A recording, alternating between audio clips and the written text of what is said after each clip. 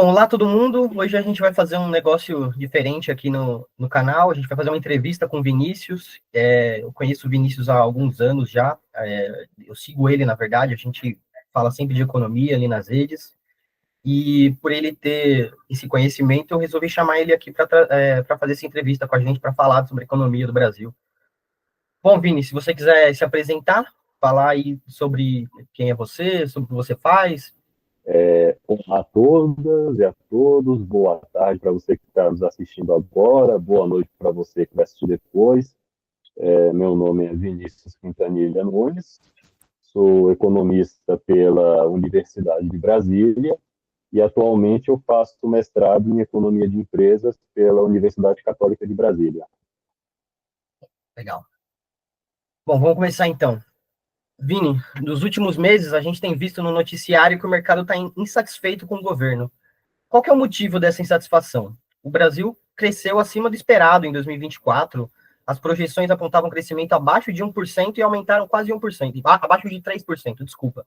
E aumentaram quase 1% no final do último ano. Por que o mercado está tão temeroso com as contas públicas se o Brasil segue crescendo? Olha, no caso, aparentemente o mercado ele aparenta estar mais temeroso porque ele interpreta que ao longo dos anos de 2023 a 2024 o governo tem enrolado os agentes econômicos quanto à adoção de um pacote fiscal mais robusto, né? Em 2023, né, houve aí uma expansão fiscal na casa dos 3, 4% do PIB, né, que foi talvez aí uma das maiores expansões fiscais desde 1998, o que em parte é justificável, né, porque no ano anterior, né, no último ano do governo Bolsonaro, houve praticamente um superávit deixando de pagar obrigações pendentes como pagamento de precatórios que foram empurrados para os anos seguintes. E, além disso, né, apesar de economistas até ortodoxos, como o próprio Samuel Pessoa, falarem de uma herança fiscal positiva do governo Bolsonaro, a gente tem que lembrar que boa parte do superávit primário feito principalmente dos anos de 2021, 2022, foi pelo tipo de ajuste fiscal mais, digamos assim, draconiano, principalmente para a população mais pobre, que foi a inflação, né? E como o cálculo de base do ICMS está sobre os produtos de consumo, quando o preço está aumentando, logicamente isso vai dar um up, né, na arrecadação do governo. E boa parte dessa expansão fiscal do período de 2023 foi para justamente para desalavancar os bancos públicos, que houve uma gastança ali aos tubos com auxílios, e para manter o Bolsa Família no atual patamar no qual ele é pago, houve a opção pela aprovação em 2023 do novo arcabouço fiscal, né, de uma nova regra que se faltava muito mais por um limite de dívida, né, muito mais flexível quanto ao gasto, em comparação com o teto, que limitava todos os gastos à inflação passada e, com isso, até engessava boa parte dos investimentos, ainda mais em saúde e educação, né? Só que o grande problema em relação do mercado foi que eles exigiam um pacote fiscal mais robusto que não se limitasse apenas à busca pela geração de receita, na qual a gente vê no noticiário, principalmente o Haddad enfrentando um desgaste hercúleo quanto à taxação das companhias chinesas, que no fim do dia não teve o efeito esperado de arrecadação, não chegou a 1 bilhão, e também algo que faz parte de uma política de Estado da Receita Federal, mas que foi muito mal comunicada pelo governo, que foi a questão do monitoramento de transações do Pix acima de 5 mil. Então, se já havia um temor da população quanto ao não ser taxada de compras internacionais, principalmente dos produtos chineses, né, da Shopee, da Shein e tudo, e no acabou sendo taxada. E esse temor veio de novo com o monitoramento do PIX, apesar de não ser uma verdade absoluta que o governo faria isso. Então, o mercado ele exigia muito mais um ajuste mais robusto via gasto.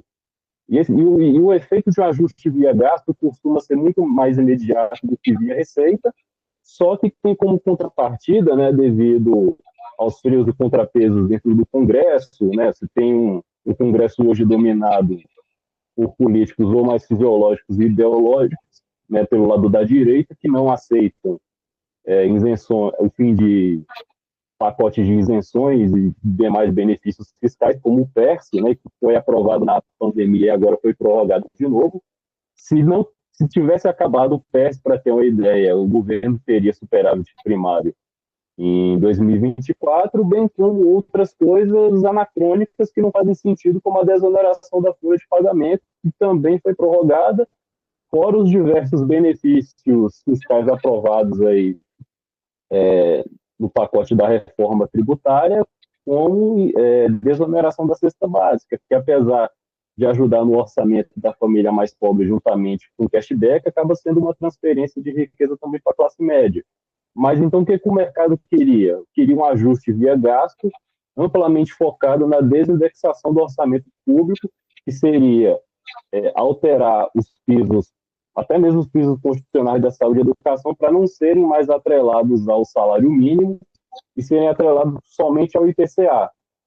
Isso teria, por exemplo, em termos de um custo para as contas públicas, claro, ia diminuir a rigidez fiscal do orçamento público, fazendo com que o governo futuramente tivesse mais espaço para execução de despesas discricionárias, que hoje em dia estão na casa de menos de 5% do PIB. Mas ao custo social, principalmente no governo de esquerda, por questões de economia política, é difícil aprovar um ajuste inteiramente via gasto, porque isso envolve comprometer promessas de campanha com a base eleitoral progressista do governo Lula. Então, você pega regiões como, por exemplo, o Nordeste, na qual a renda mais estável de uma família muitas vezes é de um aposentado que sustenta todo mundo da casa, cujos outros filhos e netos às vezes não trabalham ou não tem idade ou não tem algum tipo de problema de saúde no qual ele possa receber o auxílio. Então, às vezes, a única renda estável da casa muitas vezes é desse aposentado.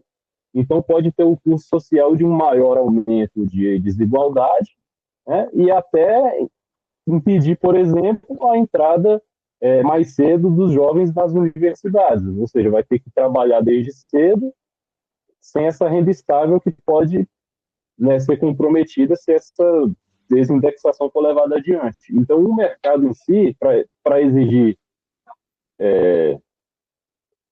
digamos assim, uma regra fiscal mais crível, exige, em contrapartida, que o ajuste seja via gasto, o que eu acho muito difícil de ser aprovado no governo de esquerda de imediato. Eu acho que só seria aos 45 do segundo tempo, assim, se a conta estourar, digamos assim.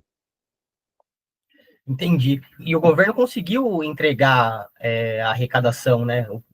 Conseguiu, teve o recorde de arrecadação esse ano de 2024, mas o mercado quer que seja pelo gasto. Você consegue explicar para a gente, mais ou menos, por favor, por que o mercado quer que as contas públicas estejam em dia? O que o mercado tem a ver com isso exatamente?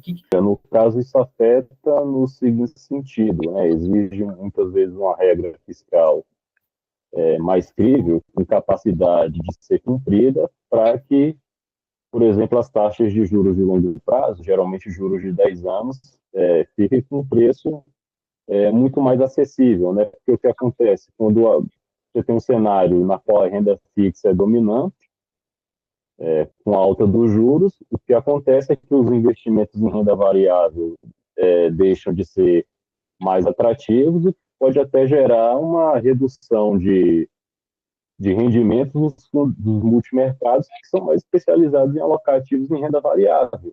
Eu diria que essas regras fiscais, no caso, têm que ser mais críveis do ponto de vista dos agentes econômicos ancorarem expectativas e tal, para que o governo muitas vezes tenha a capacidade de cumprir aquilo que ele prometeu ao anunciar suas políticas econômicas. A gente tem que lembrar que, juntamente do novo arcabouço fiscal, houve aprovação, né, no Conselho Monetário Nacional de uma meta de inflação contínua na casa de 3% ao ano, um limite superior e inferior de 1,5% para cima e para baixo. Né? A partir do momento que essa meta acaba sendo estourada, né, porque houve essa grande expansão fiscal em 2023, e como eu já ressaltei, foi até justificável das lambanças do Bolsonaro em plena campanha em 2022, mas que hoje teve o seu custo de essa expansão fiscal gerou um aumento da demanda agregada e que, no caso, agora a gente está convivendo com um cenário de inflação mais alta, né? E por esse estouro da meta, o mercado passa a exigir, inclusive, mais juros. Por quê? Porque a partir do momento que eu compro um título, por exemplo, de longo prazo de IPCA 5, sei lá, eu coloquei o título pré-fixado no IPCA de 3%.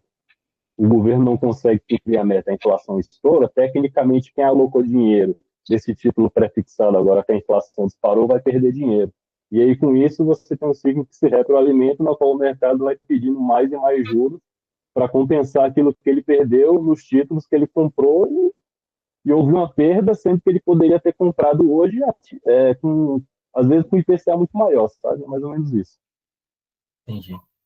E além disso, ele vai deixar de comprar títulos públicos no futuro também. Ele vai ter menos confiança de comprar aqueles títulos, Não né? que ele deixe de comprar títulos públicos, porque o título público em qualquer país do mundo minimamente estável continua sendo o ativo mais seguro que existe, porque o Estado, além de emprestador de última instância, ele é o detentor da moeda soberana do país, né? Só que, apesar dele não deixar de comprar títulos públicos, lá na frente ele vai comprar títulos exigindo um juro maior lá na frente. Mais ou menos isso. Entendi. Vamos falar sobre os juros, então, Vini? Beleza. Então, o mercado também tem embate com o governo sobre isso, né? O governo, inclusive, tem embate entre ele mesmo, porque o governo Lula brigou bastante com o Banco Central do Campos Neto esses últimos 2 anos, né? Até o Galípolo assumir. E eu li a sua thread no Twitter explicando como que o Banco Central define a taxa Selic, né? E eu queria que você explicasse para a gente de novo isso, porque os juros subiram muito no Brasil nos últimos anos. Em 2020, a gente chegou até a taxa Selic um pouco acima dos 2%. No último ano do governo Bolsonaro, ela já estava acima de 12% e agora está em 13,25%, né? O que explica essa subida tão grande nos juros nos últimos anos? Olha, primeiro, acho que a gente tem que lembrar que, apesar de muitos avaliarem o Campos Neto como um dos melhores banqueiros centrais do mundo, assim, opinião pessoal, eu acho que a gestão dele foi de mediana para ruim, porque eu acho que ele, durante a pandemia, baixou o juro demais quando não deveria. Isso em 2021, né, fez com que, por exemplo, pela via da paridade descoberta, o diferencial do juro americano para o juro brasileiro ser ainda menor. Isso faz com que, tanto por parte de investidores domésticos quanto externos, o rendimento dos títulos brasileiros fique mais embaixo, e com isso você tem uma saída de capital durante esse período, sabe? E isso acarretou, por exemplo, em 2021, né, logo um período até que o juro real chegou a ficar em patamar até negativo por um tempo, a subida abrupta do IGPM, né, que é um índice de preço mais focado em ativos domésticos, muitas vezes atrelados demais ao dólar, como o caso dos imóveis, o que acarretou num aumento gritante dos preços da aluguéis entre 2020 e 2021, e que depois teve uma convergência com o IPCA monstruosa, batendo até quase 10% em 2021, gente na fila do osso e tudo. Então, assim, uma das grandes razões da taxa de juros brasileira ser bastante alta é explicada por isso, né? O diferencial, que a gente chama de economia de paridade de descoberta, né? O diferencial do juro doméstico para o juro externo, ele é muitas vezes pautado pelos diferenciais de inflação entre o juro doméstico e externo, e a gente, quando eu falo doméstico e externo, é a paridade com o real e o dólar, né? O dólar porque é a principal reserva de valor global hoje em dia, né? Ainda que tenha toda essa discussão do BRICS, de buscar fontes alternativas. E isso faz, logicamente, né, com que com esse diferencial de juros, o Brasil consiga ter um investimento estrangeiro direto suficientemente grande para, por exemplo, segurar a nossa balança de renda primária, por esse diferencial de juros, porque o Brasil, atualmente, apesar disso, ele não tem o que a gente chama de uma moeda facilmente conversível, porque os seus títulos de dívida pública, né, nas agências de classificação de risco, eles têm uma nota mais ou menos assim mediana. Não é, um título público de natureza especulativa, como é o caso da Argentina do Milei, apesar do povo soltando fogos com ele, mas também não é um título de dívidas de natureza de hedge, né, de proteção de ativos, como é o caso, por exemplo, do Chile, que tem um credit default swap, um CDS muito melhor do que o nosso, né, e uma classificação de risco muito melhor também. E a outra razão dos juros do Brasil serem mais altos, né, tem em relação a problemas de ingerência econômica nossa, na qual o crédito subsidiado representa em torno de 40% a 50% do crédito total, coisas também como a taxa de recuperação de crédito extremamente baixa, então tem até um working paper, um artigo do Banco Central publicado até anos atrás, mostrando que de cada, se eu não me engano, R$ 1 emprestado, nem 20 centavos volta para o banco, né? O que acaba fazendo com que boa parte dos lucros dos bancos se deem muito mais. Além do aumento da taxa de serviço de custos administrativos, você tem o repasse, né, de todos esses custos envolvendo recuperação de crédito dos consumidores, né, devido ao comportamento de oligopólio e à falta de concorrência bancária por aqui. E outra razão é as péssimas escolhas políticas de todos os nossos grupos de interesse, né? Crédito subsidiado, hoje em dia, boa parte dele não é para pobre, vai muito para áreas envolvendo construção civil ou compra de máquinas e equipamentos por parte de grandes empresas usando recursos de bancos de desenvolvimento, e tudo isso tem um efeito negativo no sentido de que o juro longo lá na frente acaba aumentando, sabe? Então é mais ou menos essa explicação, e também porque nos modelos por exemplo, modelo de pequeno porte do Banco Central, a regra monetária, geralmente, eles fazem medindo os níveis de tolerância em inflação e desemprego, né? E atualmente, não sei como é que está, se houve alguma atualização por parte, né, dos modelos do Banco Central, mas que hoje em dia me parece que a sociedade tem uma tolerância muito maior do que a inflação do que outrora, o que faz com que, mesmo com que estejamos num cenário de desemprego na casa de 6%, com tendência até a diminuir, muitas vezes o poder de compra está aquém do que o brasileiro hoje espera, sabe? E tudo isso gera um problemão no que a gente chama na literatura econômica de taxa de juros neutra, né? No qual a expansão e a contração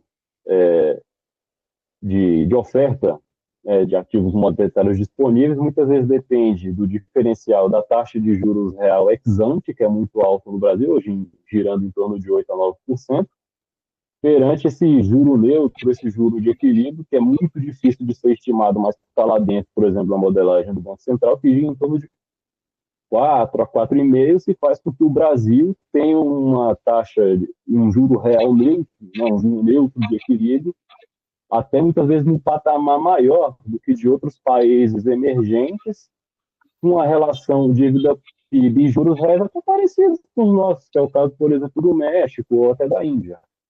E tudo isso gera como consequência um juro mais alto para domar a inflação no caso.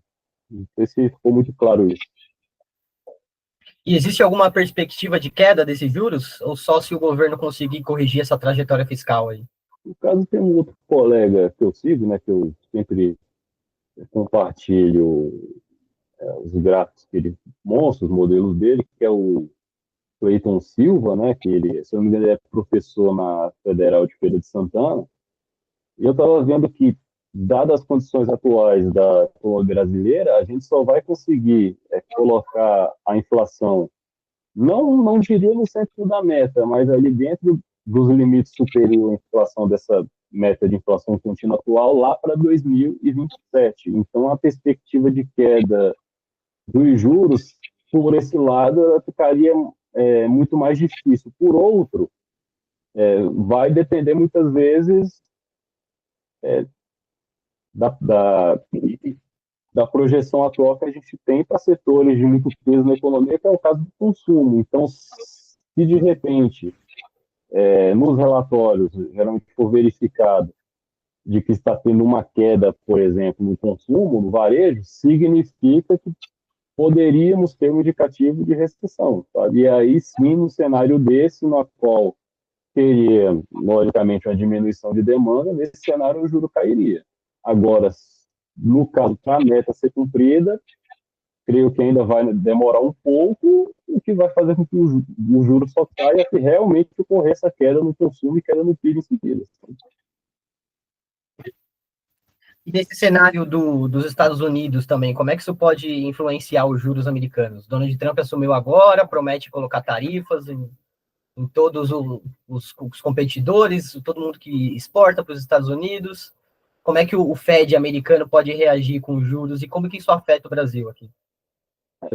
Acho que, né, tem que entender que Trump ele parte muitas vezes de uma lógica quase que vista, se a gente for pensar assim, de que ele age como o nome daquele presidente ali do fim do século XIX dos Estados Unidos, como Theodore Roosevelt, né, que ele falava manso, mas tinha um porrete, mas o Trump não, ele fala grosso e bota o porrete na mesa, um negócio assim, é uma coisa quase que meio mercantilista imperial, né, se a gente for usar os termos. Isso, né, sem levar em conta, muitas vezes, que apesar dos Estados Unidos ter sucessivos déficits comerciais com boa parte dos seus parceiros, né, eu já tinha até postado algumas vezes no Twitter, eles compensam isso através da sua receita líquida dentro da sua posição internacional de investimentos, que é recebendo serviços financeiros de todo o resto do mundo, né, fazendo com que todo o déficit comercial e tudo aquilo que eles pagam mais, né, para o resto do mundo em termos dentro da balança de serviços, pelo lado da renda primária, eles compensam tudo isso recebendo serviços financeiros do resto do mundo, e como não tem esse diferencial de juro doméstico e juro externo, porque o dólar é moeda soberana deles, é uma reserva internacional de valor, então eles acabam não pagando nada. Né?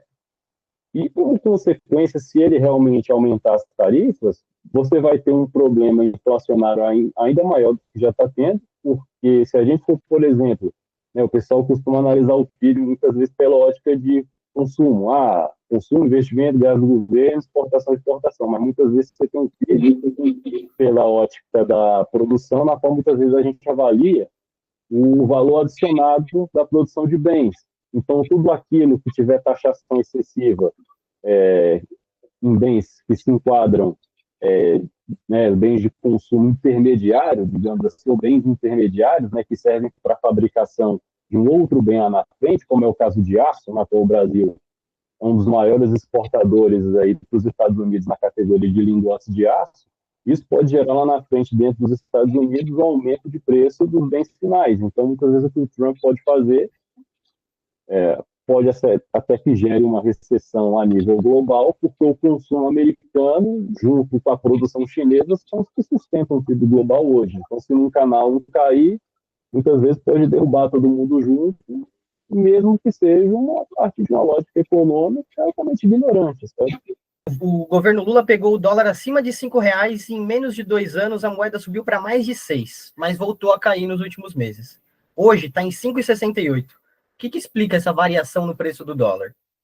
Olha, em parte, apesar, né, de se ter um ou outro economista, às vezes renegando, né, os fatos sobre a questão do fiscal, a subida do dólar, né, que estava oscilando entre 4,5 a 5 em 2023 a 2024, que no final do ano bateu, passou do patamar dos R$ 6, foi justamente pela retirada, foram investidores domésticos que retiraram seus ativos aqui dentro do Brasil e passaram a alocar, né, os seus ativos denominados em dólar em outros locais pelo resto do mundo, o que levou, logicamente, a uma saída de dólares, o que acabou acarretando numa depreciação cambial, né? Por quê? Porque quando a gente avalia a balança, o balanço de pagamento do Brasil, apesar de fecharmos,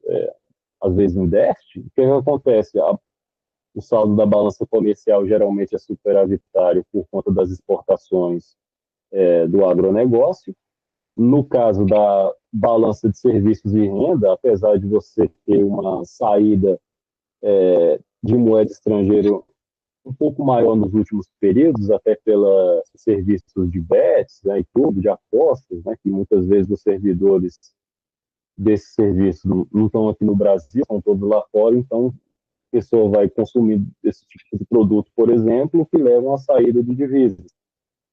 E no caso da balança de renda, o Brasil é um país que mais recebe investimentos e distribui depois os lucros e dividendos para as matrizes do mundo afora do que o contrário, né? O que faz com que o país tenha déficit nos serviços, né, de bens, seja serviços fatores ou não fatores, a frete, aluguéis, então demanda muito mais do que é demandado pelo resto do mundo. E isso faz com que o Brasil, apesar de ter uma balança comercial superavitária, tem esse problema no saldo de transações correntes, ao qual é preenchido. E quando a gente analisa, por exemplo, o que chamamos de conta capital financeira, né, tudo isso acaba sendo, de certa maneira, compensado com maiores investimentos estrangeiros diretos, né, tanto em títulos, seja públicos ou privados, e, no caso, títulos em carteira. Então, por esse canal, creio que não houve uma saída de dólares por esse canal. No caso, foi de investidores domésticos que tiraram os seus ativos em dólares para colocar no resto do mundo, o que acabou gerando uma saída de dólares depreciando o câmbio, né? E não por um problema problema comercial do Brasil. Não, nesse aspecto, o Brasil está até relativamente bem comparado com os países emergentes, né?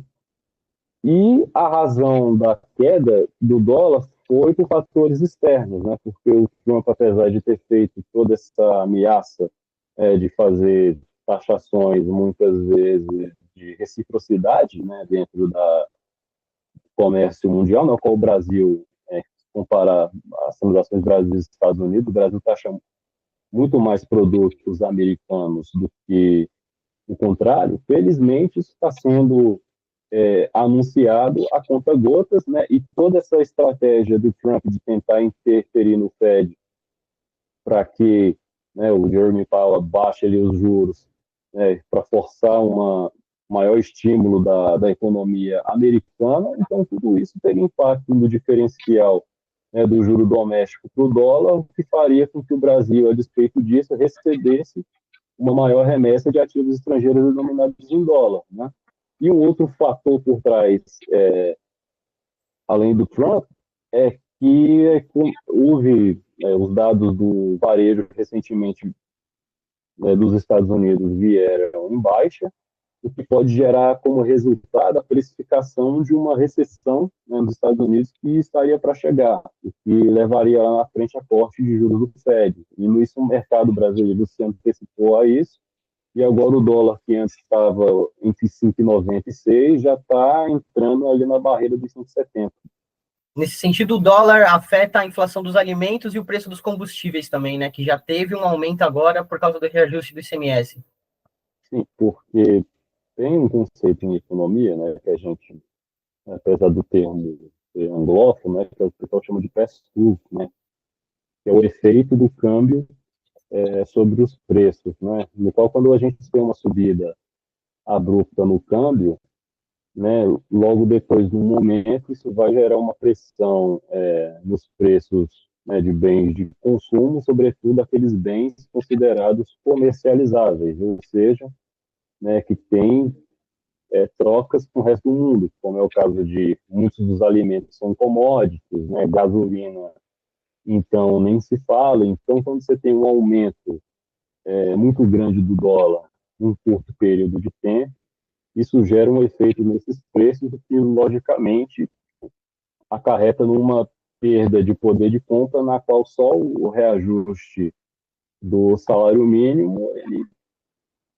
não é suficiente para repor toda essa perda dos períodos passados, né? Vale lembrar que, mesmo com todos os reajustes salariais concedidos pelo governo Lula, o Brasil ainda não recuperou o poder de compra que tinha no período pré-pandemia e nem mesmo a renda per capita do período pré-2013. Então, apesar, né, das tentativas de avanço do governo nesse aspecto, principalmente na pauta social com o pé de meia, né, com expansão de programas sociais, ainda tem muito trabalho pela frente a ser feito. Tá certo, Vini. Eu vou agradecer você, então. Acho que a gente pode finalizar por aqui. Obrigado aí pela sua participação e Nada, tudo de bom, viu? Um abraço. tá? Até mais.